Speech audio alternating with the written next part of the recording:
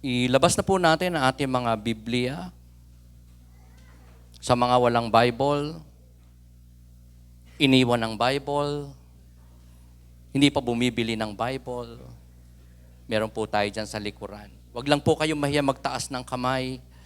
Wala naman po magagalit sa amin dito. Si Lord lang. At may available po tayo mga Biblia diyan. It's so important that you can join us sa pagbabasa ng salita ng Diyos.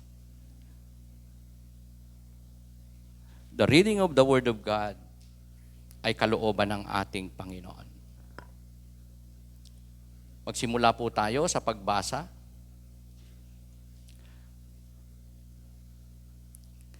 Sa book na in series ay tinatalakay po natin Sunday after Sunday, epistles. Ibig sabihin, epistles ay ang mga letters na mga lingkod ng Panginoon.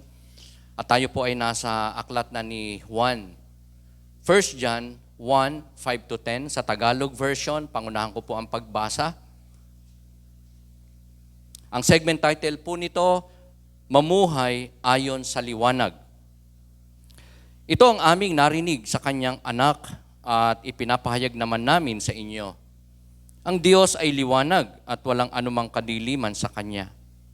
Kung sinasabi nating tayo may pakikiisa sa Kanya, ngunit namumuhay naman tayo sa kadiliman, nagsisinungaling tayo at hindi namumuhay ayon sa katotohanan. Ngunit kung namumuhay tayo sa liwanag, gaya niya na nasa liwanag, tayo'y nagkakaisa at ang lahat ng ating kasalanan ay nililinis ng dugo ni Jesus na Kanyang anak. Kung sinasabi nating tayo'y walang kasalanan, dinadaya natin ang ating sarili at wala sa atin ang katotohanan. Subalit kung ipinapahayag natin ang ating mga kasalanan, patatawarin tayo ng Diyos sa mga ito at lilinisin tayo sa lahat ng ating kasalanan sapagkat siya'y tapat at matuwid. Kung sinasabi nating hindi tayo nagkasala, ginagawa nating sinungaling ang Diyos at wala sa atin ang Kanyang salita. Ito po ang mga mapagpalang salita ng ating Panginoon.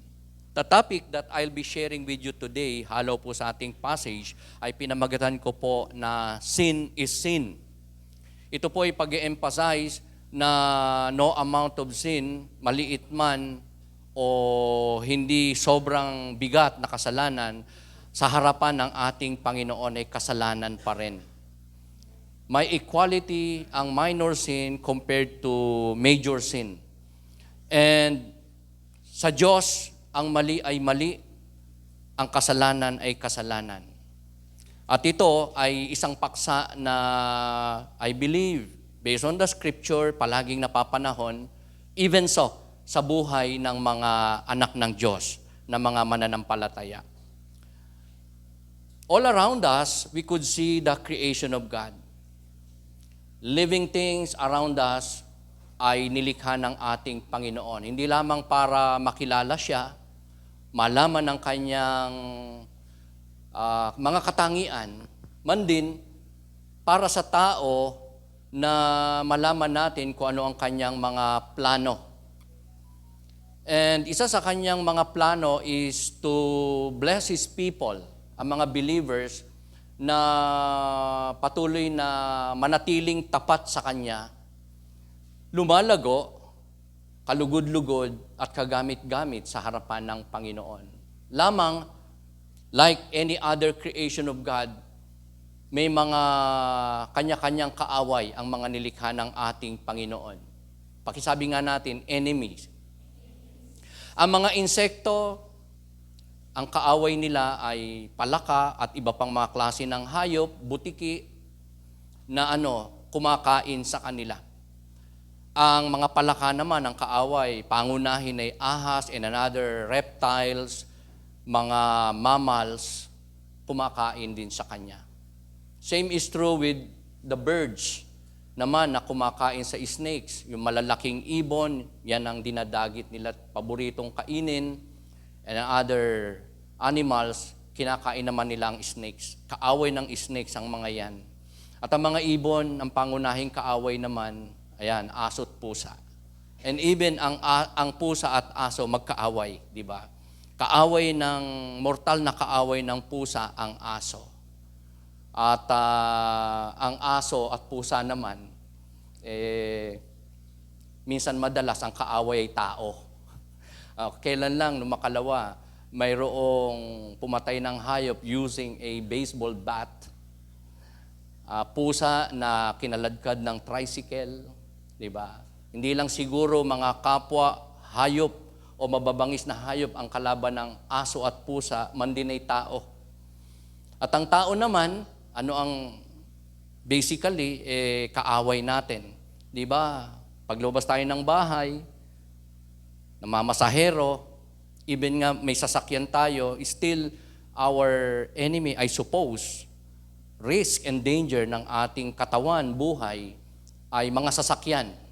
Ang dami kayang nasasagasaan. Every day, ay laganap ang mga vehicular accident, mga taong nahi-hit and run, and to the point namamatay dahil sa mga sasakyan, not just vehicular accident, man din mga germs, bacteria, virus, sicknesses, ay kaaway ng tao. But of all the enemies na meron ang tao, may sinasabi si John sa ating passage na tunay na kaaway ng tao, especially ng mga mananampalataya, and that is sin. Pakisabi nga po natin, sin. Ang mga mananampalataya ay nilalayo ng Diyos na magkaroon ng totoong buhay. Meron kasing hindi totoong buhay. Pero may totoong buhay na pangako ng Diyos sa lahat ng sa Kanya ay sasampalataya, sa lahat ng sa Kanya ay kikilala, especially tatalima. And a lot of us would testify na meron na tayong totoong buhay unlike our life previously, before na hindi pa tayo nakakakilala sa Panginoon. Na ang buhay natin, masasabi nating hungkag, empty, walang meaning, walang purpose, walang direction, godless. Oo, may religion tayo in those times, pero personal saving relationship with God na nangangahulugan ng isang totoong buhay, a true life, a real life, wala tayo noon. Pero when we get saved, doon natin na-experience ang totoong buhay kasama ang ating Panginoon by His Spirit. And naranasan din natin ang mga pakikipaglaban sa tunay na kaaway ng ating pagkatao, ng ating kalikasan bilang mananampalataya. Pagkakaroon natin ng new nature, which is not just the old nature, but the result of our old nature, and that is sin. Kasalanan sa ating mga buhay. So, sa passage natin, sinulat ni John, ay mapapansin natin ang paulit-ulit niyang pagme-mention ng word na sin. Dahil ito ang isa sa mga ninanais niya na mai-convey, maipaalala sa mga Kristiyano during his time. Kaya nga makaka-relate tayo dito dahil ang pag-uusap na ito ni John sa mga readers niya, believers during his time, is somewhat relatable, applicable sa ating mga buhay. John made an illustration about sin as darkness. Ikinumpara, inilarawan ni John ang kasalanan sa kadiliman. And another contrast is for God as light naman. Kung ang kasalanan ay nilalarawan ng kadiliman, ang Diyos naman ay inilalarawan ni John as light. So, ang kasalanan, mga kapatid, is not just simply an outward disobedience.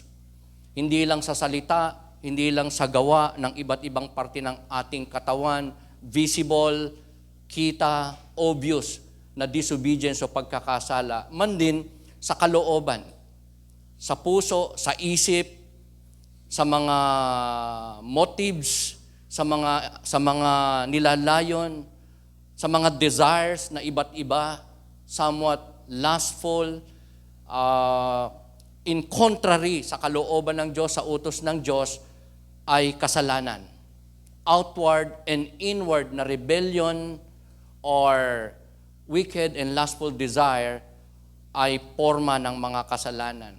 Sinasalita, iniisip, sinasabi, ginagawa, nagiging layunin, nagiging way of life ay kasalanan na masasabing panloob at panglabas. At ang kasalanan na ito, innate sa atin, namanan natin kay Eva at Adan na ipasa sa lahat ng saling lahi, sa iyo at sa akin at sa mga magiging future generation, ay sobrang powerful. Dahil nung tayo makakilala sa Panginoon, hindi naman tayo nagkaroon ng isa na lang na katangian. Nanatili pa rin yung old nature. Yung ating likas na pagkamakasalanan, nandyan pa rin. Nasusuppress lang ng bagong nature natin, especially ng Espiritu ng Diyos na lumukob sa atin nung tayo ay manampalataya sa ating Panginoon. And that's the only way para ma-overcome, ma-conquer, ma-control ng tao, especially ng mga mananampalataya, ang kasalanan. That old nature, sin, ay makayang ma-overcome ng isang mananampalataya, and that's only by the Spirit of God, by the Holy Spirit ng Panginoon, na sumasa iyo, sumasa atin, sumasa lahat ng mga sa Diyos na nananampalataya. So, this topic, sin is sin, ay nais nating masumpungan ang ilang mga kapahayagan ni John in our passage patungkol sa dalawa na approaches patungkol sa kasalanan na pwedeng gawin ng isang mananampalataya, gaya mo, gaya ko, according to our passage, according to Apostle John. So what are the two approaches to sin in our passage according to John? Ang una po is to cover sin. Covering of sins. Yung pagtatakip ng kasalanan.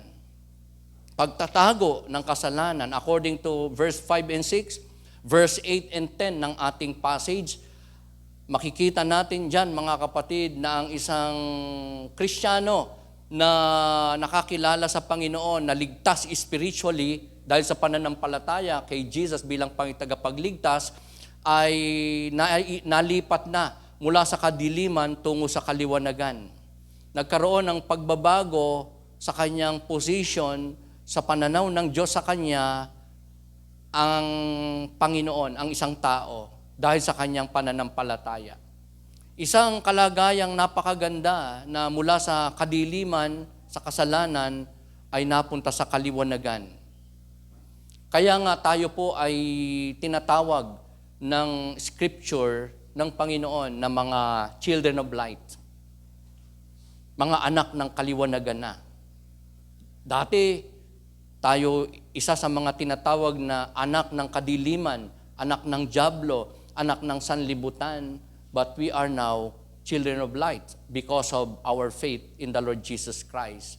And yet, kapag kami mga Kristiyano na nananatiling sumusuway sa kalooban ng Diyos, may sinful habit, disobedient sa kalooban ng Diyos, those who do wrong ay lumalabas na mga hindi nagpapahalaga sa kalooban ng Diyos, hindi sumusunod sa utos ng Diyos. In fact, as they live in sin, as they enjoy sin in their lives, sila ay, it seems to us, sa kapahayagan ni John, ay may pagkamuhi sa kasalanan because they love doing those things that God prohibits, that God restricts. And ito ay isang direkta na pagmamahal sa hindi nakalooban ng Diyos. Man din ay isa na rin pagkamuhi sa katotohanan, sa kaliwanagan, much more sa ating Panginoon. Because His will, His word, His works, at ang Diyos ay iisa. Alam naman nating lahat, mga kapatid, na ang light ay ang daming benepisyo.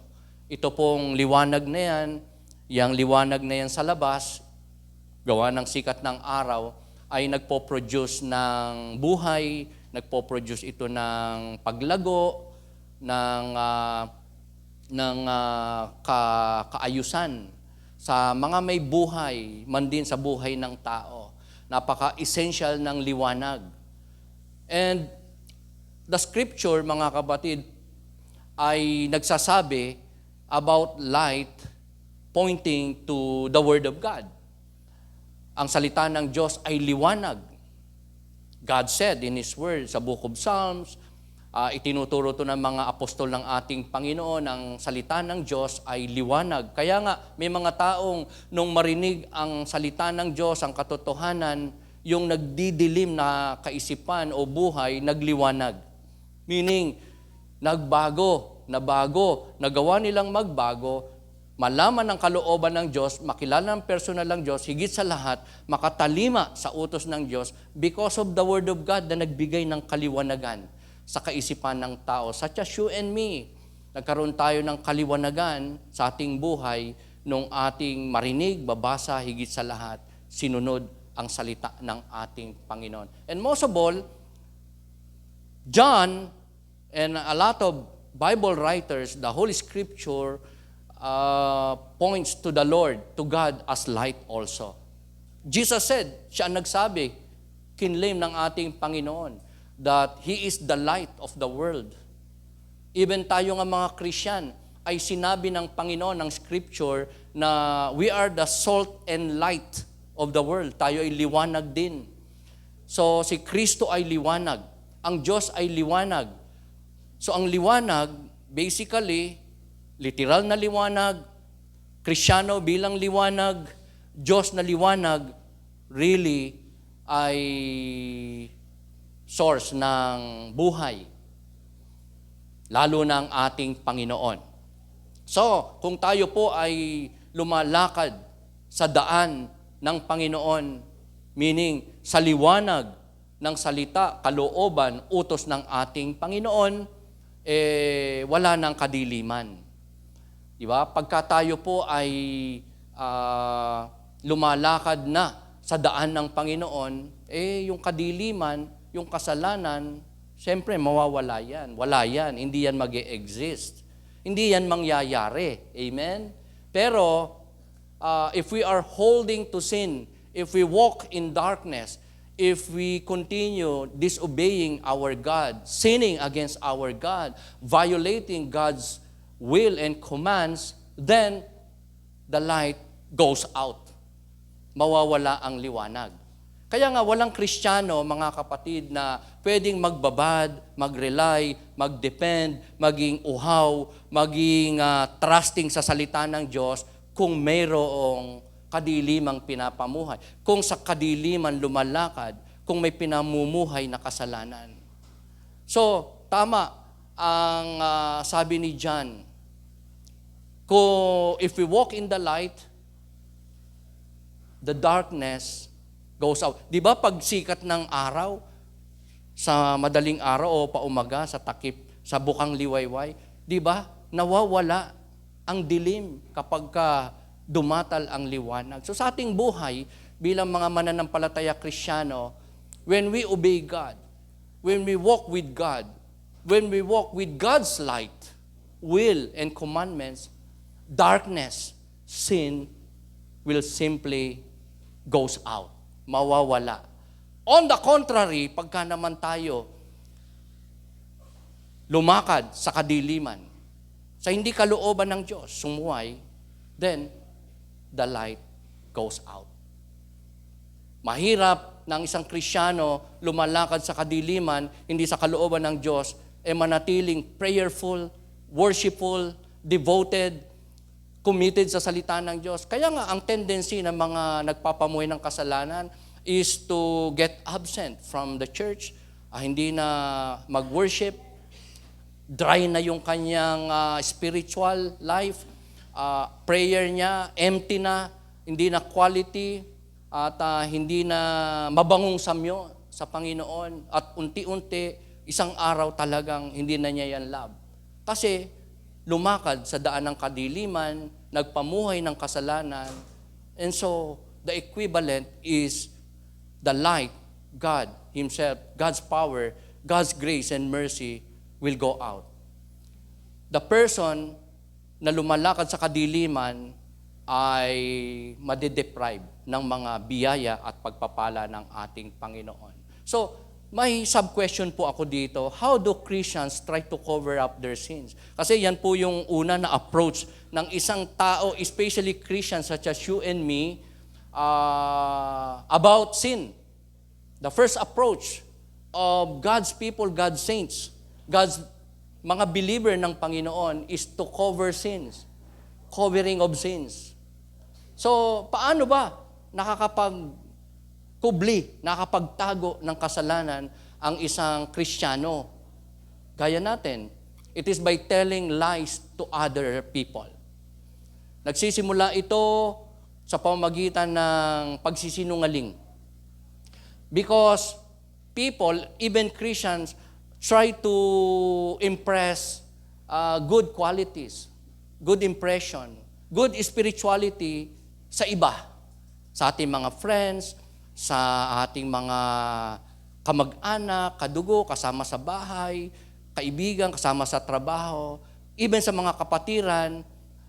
Believers try to impress good things or favorable sa kanya na maging pananaw sa kanya ng iba. And ito ay nagagawa niya sa pamamagitan ng pagsisinungaling sa kung ano ang kanyang tunay na nagawa, pagkakasala, kalagayan sa harap ng Panginoon na hindi maganda at the moment. Pag kinumusta mo, kumusta ka na? Okay lang, I'm okay, I'm good. Pero walang masabi na katotohanan about his sin, his mistakes, his failures. So it is but a lie telling other people na tayo ay maganda, ang kalagayan, maayos, hindi naman kahabag-habag, etc. At hindi, most of all, nagkukumit ng kasalanan sa Panginoon. And that is covering of sin. Sa iba, pagsisinungaling ang daan para maitago ang kasalanan. Pero the fact na ang Kristiyano pwedeng magsinungaling sa iba, the result, mga kapatid, ay sigurado na pwede na rin siyang magsinungaling sa kanyang sarili. Hindi lang sa iba, para itago ang katotohanan, ang kasalanang nagawa, kundi man din sa kanyang sarili, maitago niya. Kahit siya ay Kristiyano, maitago niya sa kanyang sarili ang kanyang mga kasalanan. Hindi niya ma-recognize as if parang wala. Alam niyo, ang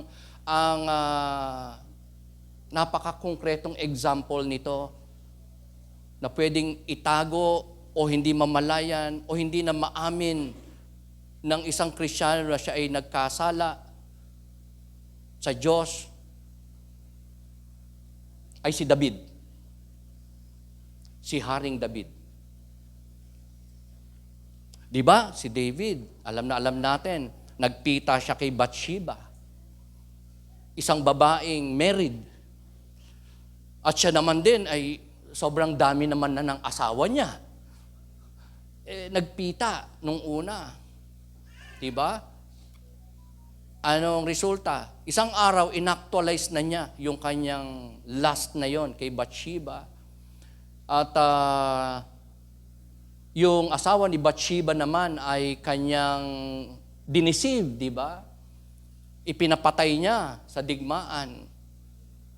And si David ay nagpatuloy sa kanyang paghahari as if wala siyang nagawang kasalanan.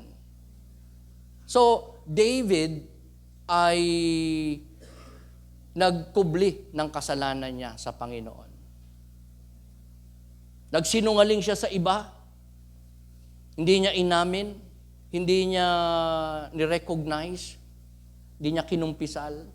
And sa kanyang sarili ay nagsinungaling din siya as if parang wala siyang nagawang kasalanan. Maliban na lang nung panahon na nirebuke siya ng isa niyang chaplain, si Prophet Nathan, na nagsabi ng isang hypothetical question, Mahal na Hari, Meron pong isang lalaki na nagkaroon ng bisita. Pero sa halip na yung kanyang alaga, isa sa marami niyang hayupan ang kanyang katayan ihanda sa kanyang bisita, yung isa-isa lang na hayop ng kanyang kapitbahay ang kanyang inihandog doon sa kanyang bisita. David said, walang puso yung tao na yan.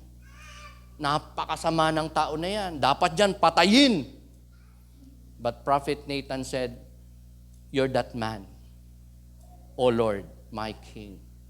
Kasi yun yung ginawa. So, shock. Pero sa mga panahon prior to that rebuke ni Prophet Nathan kay David, di po ba, kapansin-pansin na si Haring David ay hindi lang nagsinungaling sa mga tao, nagsinungaling din siya sa kanyang sarili. As if wala siyang nagawa at patuloy na ginagawang kasalanan, lalo na sa Diyos.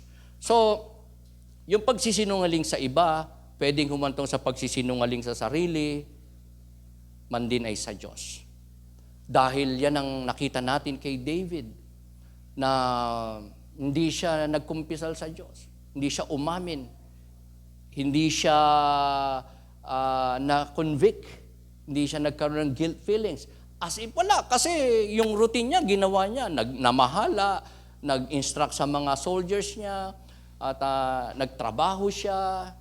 Siya ay naging ama at hari pa rin ng kanyang bansa. And as if parang wala siyang nagawang pagkakasala. So ang kanyang kasalanan ay naikubli niya. Hindi lamang sa tao at sa Diyos, kundi ang paniwala pa nga niya ay hindi siya nagkasala. So, in that instance, mga kapatid, sa buhay ni David, whenever na magkaroon po tayo, ang mga Kristiyano ng ganyan pong karanasan, may nagawang kasalanan, hindi na ikumpisal, patuloy na ginagawa, at nagpapatuloy sa routine ng ating buhay bilang asawa, bilang anak, bilang magulang, bilang Kristiyano, bilang lingkod ng Panginoon, we make God a liar. Why? Because God said in His Word, all have sinned. Pakisabi nga po natin, all have sinned. And yet, pag ang Kristiyano may ginagawang kasalanan at hindi inaamin at parang wala lang, parang walang nagagawa, we make God a liar. Because God said in His Word, all have sinned. Lahat ay nagkasala. And why is it God's people do not confess? Most of all, do not turn from that sin na naipapamuhay, nagiging way of life, nagiging habit. In that sense, we make God a liar. Kaya nga, napaka-importante that we apply God's Word. Hindi lamang sa iba, sa tao natin na isi-share, kundi sa ating mga sarili. Ang ganda na yung pag-apply ng salita ng Diyos, pagsunod sa utos ng Diyos, ay desire and passion ng ating mga kaluluwa. Dahil ito po ay so important in pleasing sa ating Panginoon. At sa ating mga kaluluwa, sa ating mga espiritu, upang tayo po ay maging kalugod-lugod at worthy na maging recipients ng mga blessings ng Panginoon. Most of all, magamit tayo ng ating Panginoon, even mightily, for His glory. Kaya nga, ang mga Kristiyano na hindi nagiging honest sa kapwa, sa Diyos, maging sa sarili, may naitatagong kasalanan, may pagsisinungaling about sinful habit, supposedly, may magiging panlalamig sa pagsamba sa Diyos, sa pananalangin, sa salita ng Diyos. Kaya nga may mga Kristiyanong kahit Sunday after Sunday present, pero yung salita ng Diyos, hindi nila masyadong bet yan. Nakaupo, nakitingin sa preacher, pero iba ang nilalayon na pangunahin ng puso. Kaya nga yung iba, lumiliban, okay lang late, okay lang hindi makapakinig ng preaching. Result po ito ng kawalan ng hindi lang conviction, kundi pagsisinungaling na rin sa sarili na mayroong nakakaligtaan, hindi nasusunod na kalooban ng Diyos, kaya may panlalamig sa Word of God, sa prayer, sa worship, okay lang kahit wala ang mga yon. Dahil seemingly, walang kasalanan. Walang na-violate. Kaya, isa sa mga napakalaking tendency ng mga Kristiyanong may naipapamuhay na kasalanan, walang gana sa salita ng Diyos, sa kalooban ng Diyos. At the devastating part, the worst part, is that those kind of Christian ay nagiging so critical. Masyado nang nagiging mapamintas, napapansin ng lahat, at nakatingin na sa tao at hindi na sa Diyos. Matitiso rin, emotional, insensitive. Ayun, kaya hindi lang minsan may kinatitisuran siya, kundi siya rin ay nagiging katitisuran na rin. Because of the sin na kino-cover, hinahide, tinatago, and ang pinakamasaklap is that para bang walang nangyayari, para bang walang nakukumit na kasalanan. Naging sinful way, sinful habit ang isang kasalanan sa kanyang buhay. Ang sabi ng Proverbs 28:13, when it comes to covering of sin, sabi niya, he who covers his sins shall not prosper. Ang mga nagtatakip, nagtatago ng kasalanan, hindi nagkukumpisal ng kasalanan, ay hindi makakasumpong ng pagpapala, hindi magtatagumpay, hindi magiging maayos ang buhay. Proverbs 28:13. Si David, ganyan po. He tried to cover his sins. And it cost him his health, family, and kingdom. Grabe ang naging resulta ng kanyang pagtatakip ng kasalanan, pagpo-point ng finger sa iba, at hindi pag-amin at pagkukumpisal sa kanyang kasalanan, pagkukulang, dahilan para siya ay magkasakit ng malubha. Ang kanyang family mawasak, mag-betray sa kanya, mamatayan siya ng mga anak. Diba? Ano nangyari kay David bilang parusa sa pagtatakip niya, pagtatago niya, hindi niya pagkukumpisal ng kanyang kasalanan? May anak siyang babae na na-rape. At ang nang-rape pa ay anak niya, ang panganay, si Amnon. At may anak siyang naging killer, pumatay doon sa nang-rape. Magkapatid sila, pero pinatay din siya ng kanyang kapatid, si Absalom. Nasira ang kanyang pamilya. In fact, isa sa kanyang mga anak ang nagpatalsik sa kanya sa trono. Kaya nag-exile si King David. At ang naghari sa bansang Israel ay ang kanyang anak. Yun ay parusa, resulta, punishment dahil meron siyang kasalanang itinago, hindi ikinumpisal sa Diyos, at tila baga ipinagwalang bahala na parang wala siyang nagawa na pagkakasala at naapektuhan maging ang mga mamamayan sa kanyang kaharian ay nagsuffer sa kanyang pagkakasalang ito. So, if we want to enjoy true life, ang lahat ng mga true life, magsabi ng amen. Ang mga Kristiyano may true life, bukod sa true love. So, if we want to enjoy true life, we must never cover our sin. Pastor Vic, wala pa akong true love, wala pa akong jowa. Magkakaroon ka din. Hallelujah. Praise the Lord. Amen. So if we want to enjoy true life, totoong buhay bilang isang Kristiyano, mananampalataya, walking with God's light, walking with God, never, ever cover your sin. Confess it to God, turn from it, and obey God. So, anong dapat nating gawin if we want to enjoy true life? Ito po, yung pangalawa nating approach to sin. confess your sins, our sins to God. Ipahayag, ikumpisal, aminin natin sa Diyos ang ating mga nagawang pagkakasala. Verse 7 and 9. Sabi doon, sa verse 9 na lang muna. If we confess our sins, He is faithful and just and forgive us our sins and purify us from all unrighteousness. Kung ipinapahayag daw natin sa Diyos ang ating mga kasalanan, siya daw ay tapat at makatarungan, matuwid, na patatawarin tayo sa ating mga pagkakasala at lilinisin tayo sa lahat ng ating mga karumihan at kalikuan. Ito ang kanyang pangako. Alam nyo, ang ganda ng ginamit na title para kay Lord ni John.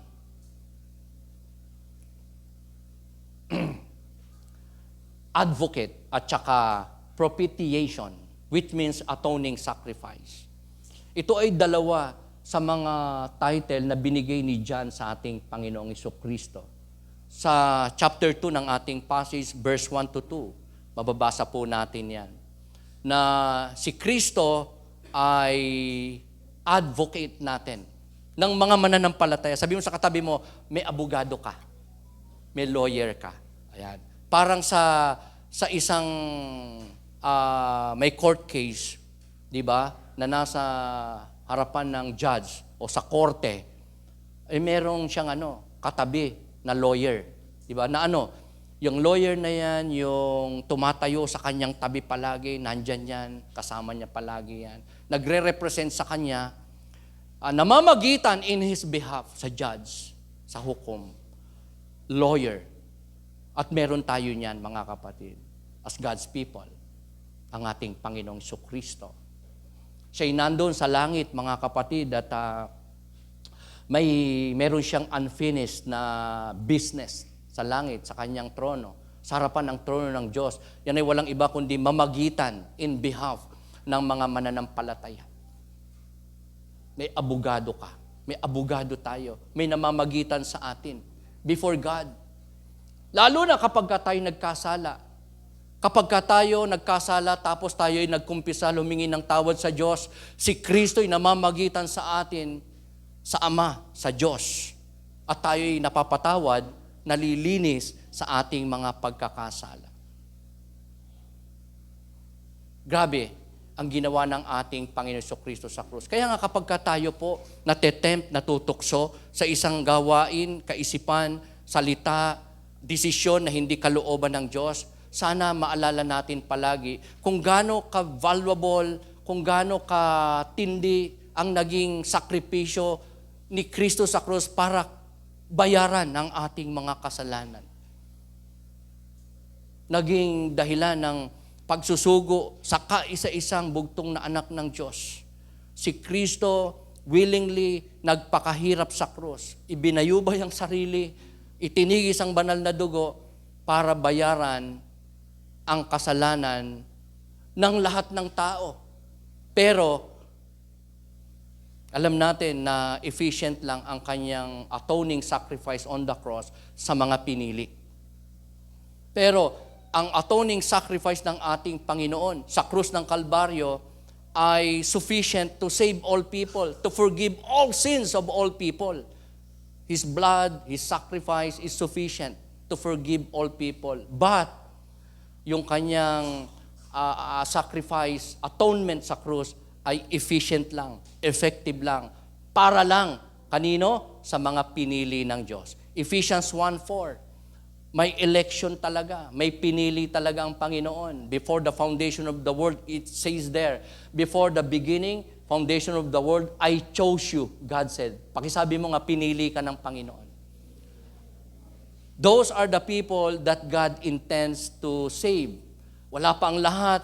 Nagplano ng Diyos, pumili ng Diyos ng kanyang lilikhain, hayop, halaman, tao, at kung sino ang kanyang tutubusin by His blood on the cross. Mga nagkasala at kailangan ma-reconcile sa Diyos. Mga pinili lamang. Yan. Tanong mo katabi, pinili o pinilit?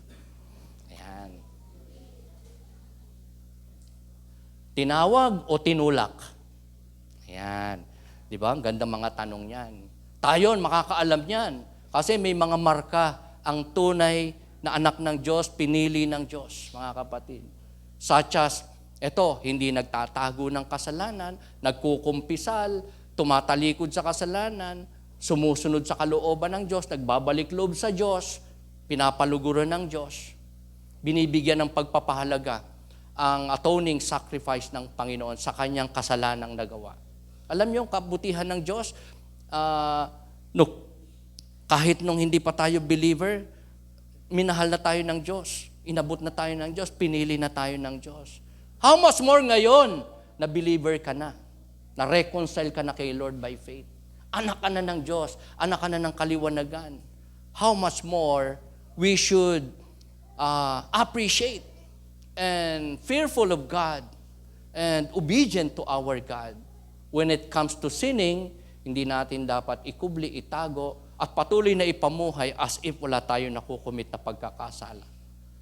Though we have advocate, mga kapatid, tayo po ay mandated by God na hindi na nagkakasala. At makakaya nating wag magtago ng kasalanan, wag pamuhay ng kasalanan sa pamamagitan ng Espiritu ng ating Panginoon. No amount of self-discipline, no amount of rules and regulation na pwedeng gawin ng tao para mapagtagumpayan niya ang kasalanan. Are you with me?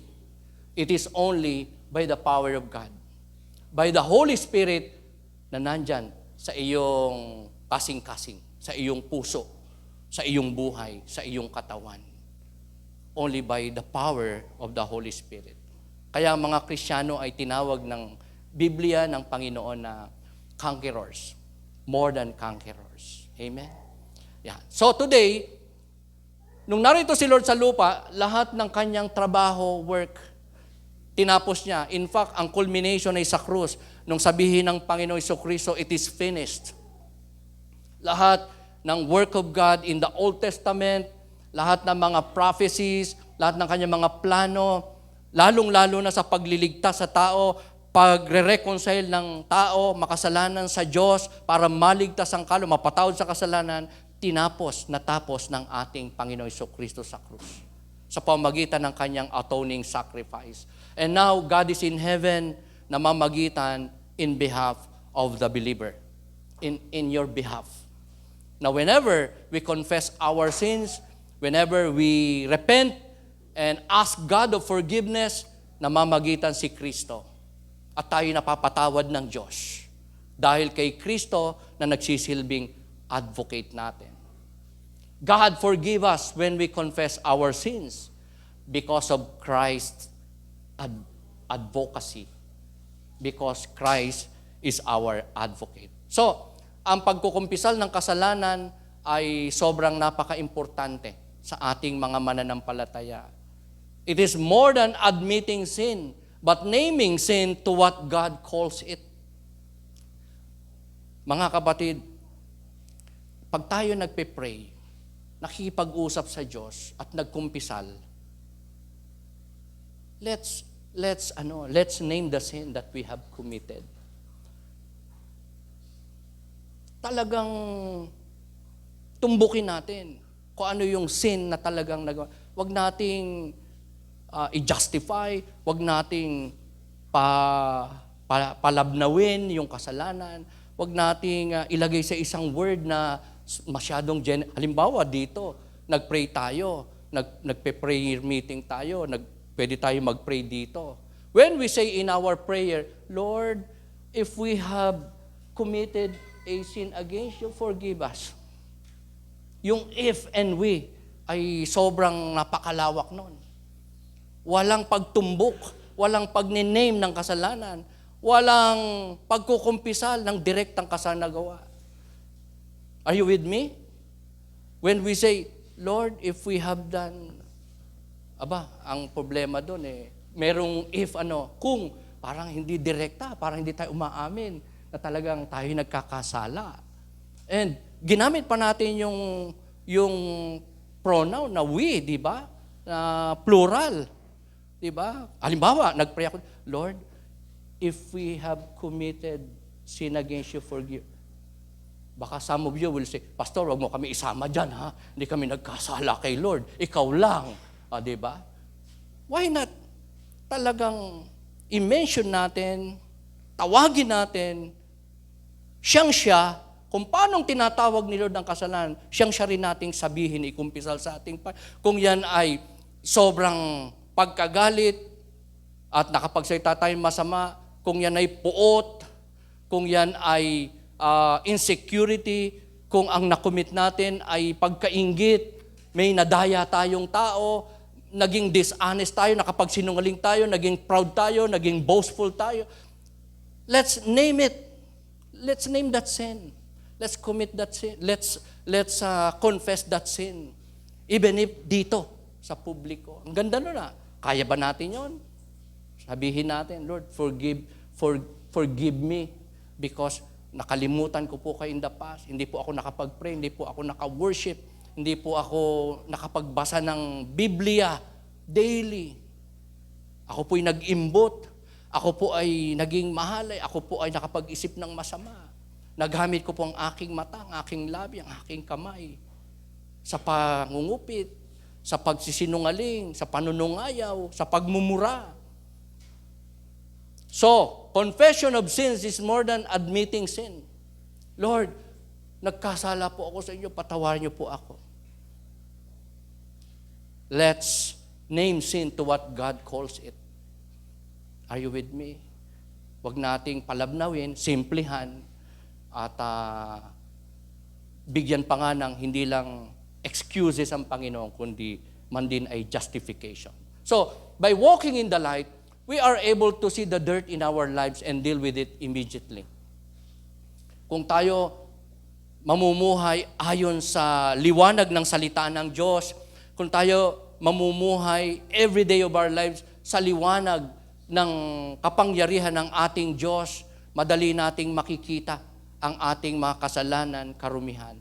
Di ba, mga kapatid? Mari ba nating makita ang dumi sa ating mukha kung nasa dilim tayo? Of course not. Di ba? Kailangan mo ng liwanag. Kailangan mo ng ilaw. Kailangan mo ng araw para makita natin ang itsura natin. O haharap tayo sa salamin. Remember, ang salita ng Diyos ay tinawag din ng Panginoon. Inilarawan din ng Diyos bilang liwanag. Ilawan, tanglaw. Yan ang sabi. Palaging sinasabi ni David, your word is a lamp unto my feet and a light unto my path, David said.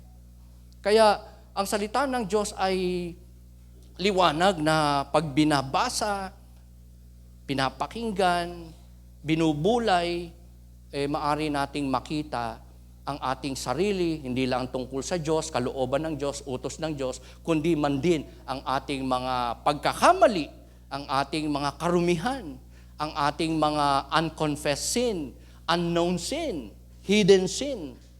And kailangan nating agad-agad na gawin ang pagkukumpisal at ang paglapit sa Diyos, paghingi ng tawad, and most of all, pagtalikod sa kasalanang ating nagawa.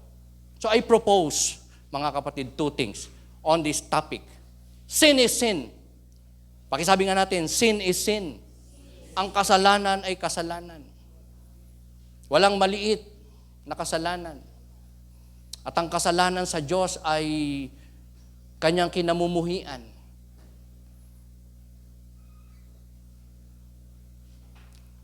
Let us deal with our sins if we want to enjoy true life. I-address natin, i-confront natin, head on, i-deal natin ang ating mga nagagawa na kasalanan sa ating mga buhay. Let us deal with our sins. Meaning, we must conquer, we must overcome our sins na nagagawa, kahinaan, limitasyon, nakukumit, na ipagpapatuloy. Kung gusto talaga natin na manatili ang isang totoong buhay, meron tayo coming from the Lord Jesus Christ, coming from God. So pleasing sa atin pong Panginoon. So wag nating itago, wag nating baliwalain, hindi lang ikumpisal at aminin, kundi higit sa lahat talikuran. Are you with me, people of God? Ang resulta is enjoyment ng totoong buhay. Alam nyo mga kapatid, in the whole Bible, there are lots of people, even God's people, nung magkasala, kita natin, pinarusahan ng Diyos. May naging suffering. May naging hardship. Hindi naging kalugod-lugod kay Lord. Hindi naging mapalad. Hindi nagamit ng Panginoon. Naging idle, naging barren, naging ineffective, naging unworthy before God. Pero mga kapatid, mine-mention ng scripture ng Panginoon ang ganung mga klaseng tao, even if sila ay people of God, believers, hindi para i-discourage tayo. Tayo na mananampalataya in this modern time. Those people that sin against God, naging matigas ang ulo, naging masuwayin, nagkaroon ng sinful habits, bagamat believer, ay hindi pinahayag ng Diyos. Hindi niya ipinasulat ang buhay ng mga yung ginawa nila at naranasan nila para i-discourage tayo. Kundi para babalaan tayo. Sabi mo sa katabi mo, babala. Yun ay glaring na warning sa atin, mga kapatid. Those people in the Bible around us, somehow baka experience na nga natin na nung tayo ay sumuway kay Lord. Immediately, may konsekwensya. May palo na hindi natin malimutan pa nga. Bakit sobrang bigat nung palo? Kasi marami ng patiuna na babala si Lord. And tayo naging masyadong, passive. And we experience na as if hindi lang natin naikumpisal, kundi as if parang wala tayong nakukumit na kasalanan. At ini-enjoy pa. Inuulit-ulit, pinagpapatuloy. So, anong ginawa ng Diyos eventually? Binoljak tayo. Sabi mo sa katayo, boboljacking ka ni Lord. Are you with me? Kaya, makinig ka sa babala. Amen. Yan po, kasalanan na ating nagagawa, hindi na ikukumpisal, at ang matindi, as if parang wala tayo nakukumit na kasalanan against God. So, ano ang mangyayari? Hindi na babala ang mga darating. Time comes. Kundi punishment, disiplina, just like what David had experienced in his life nung kanyang pagsuway. Number 2, let us be honest with ourselves, with others, and with God. Maging tapat tayo sa ating mga sarili, sa iba, lalo na sa atin pong Panginoon. Okay, sabi mo nga sa katabi, tapat ka ba? Ayan. Ayan. Okay. Tapat ba tayo sa ating mga sarili? Maging tapat tayo sa ating mga sarili. Sin is sin. We must admit pagkasalanan. We must confess pagkasalanan. We must not cover sin. We must not hide sin. And we must not presume as if we don't sin against God. Because we made God a liar. Kung meron tayong unconfessed at patuloy pinapamuhay na kasalanan, as if wala tayong kasalanan, while the scripture tells us that all have sinned. So let us be honest with ourselves that we have committed sin, and to other people, we need to be honest also, Maging tapat tayo, magtapat tayo, magkumpisal tayo. Kung nakakumit ang kasalanan sa kanya, pasensya ka na, patawad, nabigla lang ako, biro lang yon. O kaya, pasensya ka na, ba't ko nasabi, etc. Forgive me. David, forgive me. Okay. David ay humingi din ng tawad sa Panginoon. After niya na may pamaraling as if parang hindi siya nagkasala. Marami ang mawawala. Sabi mo sa katabi mo, marami kang magiging kalugihan. Kapag hindi tayo naging honest sa ating sarili, sa kapwa, sa kapatiran, lalong-lalo na sa atin pong Panginoon. Ang isang dishonest na tao, malulugi talaga, mawawalan ng salita ng Diyos. Ang salita ng Diyos ay katotohanan, mga kapatid. A person who becomes dishonest sa kanyang sarili, sa kapwa, lalo na sa Diyos, hindi na talaga possibly, unti-unti, isang araw, totally hindi na magpapamuhay ng katotohanan. Malulugi, mawawalan ka ng salita ng Diyos isang araw. Magpapatuloy lalala ang kasalanan. Nanganganak ang kasalanan. Ano pa ang magiging kalugihan ng isang Kristiyano na hindi magiging honest sa sarili, sa kapwa, sa Diyos? Fellowship with God. Yung panalangin mo, magiging ineffective, hindi quality, hindi sweet aroma sa Panginoon, hindi powerful na prayer. Prayer na mananatiling unanswered. At kung natutugon man sa kabila ng ipinapamoy na kasalanan, daw ka. Kasi baka hindi na si Lord na nagpapala sa iyo. Amen? Because Satan could offer a lot of things in this world for you, for your need. In fact, lahat nga ay pwede niya ibigay sa iyo. Si Jesus nga, di ba? Tinukso niya. Sambahin mo lang ako, yumukod ka lang sa aking harapan. Lahat ng yan, yaman ng salibay, ibibigay ko sa iyo, Satan said. So, si Satan ang nagmamay-ari ngayon ng sanlibutan.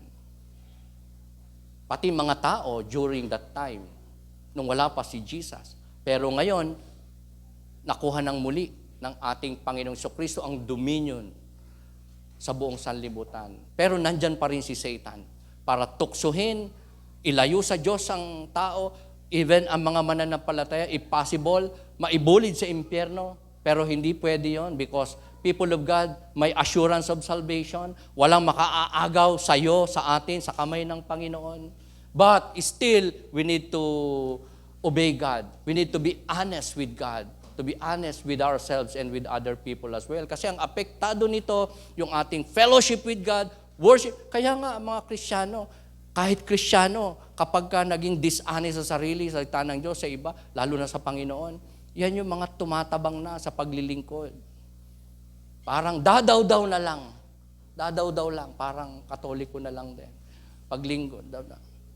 Yuko, upo, tayo, peace. Paglabas, wala naman ganun lang. Routine. Magiging empty, routine, and dull ang magiging prayer, worship, service, relationship sa Diyos at sa kapwa mananampalataya. Because of this honesty. Of course, the last but not the least, na kalugihan, yung character. Masisira. Yung pagkatao, yung katuwiran, yung imahe na dapat ay kawangis ng ating Panginoon. Masisira. Instead of glory, disgrace ang mapupunta sa ating Panginoon. So, on this topic na acrostic. Sino po nakasunod? As I end up? Okay, cease. Nang ibig sabihin ay, sin is sin. Ang kasalanan ay kasalanan. Sabi sa katabi mo, cease. Naku, lalaki yung nasabihan mo. Problemang malaki yan. Cease. Okay, ang ating acrostic points sa two approaches to sin na pwedeng magawa ng mga kahit mananampalataya when it comes or about sin.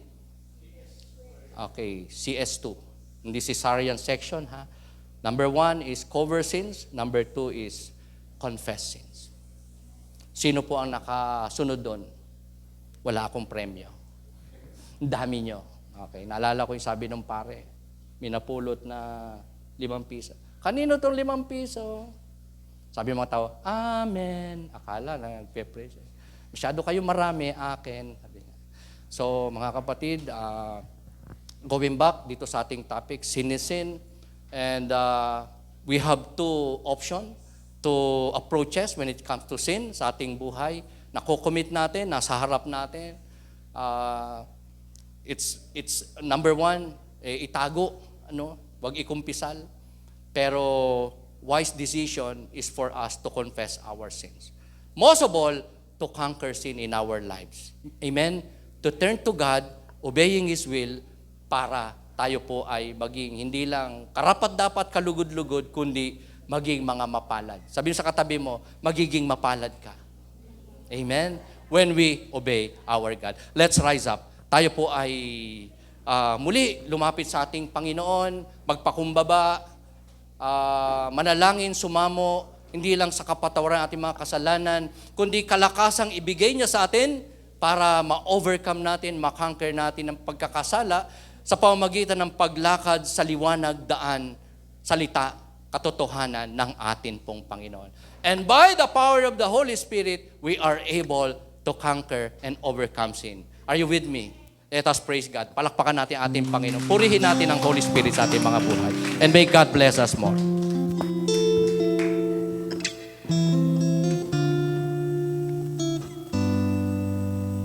Amen.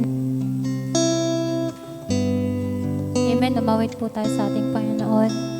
May this song be a reminder to each and every one of us sa ating lakad sa ating Panginoon. To have a pure heart so that we can conquer our enemy, which is our sin. Amen.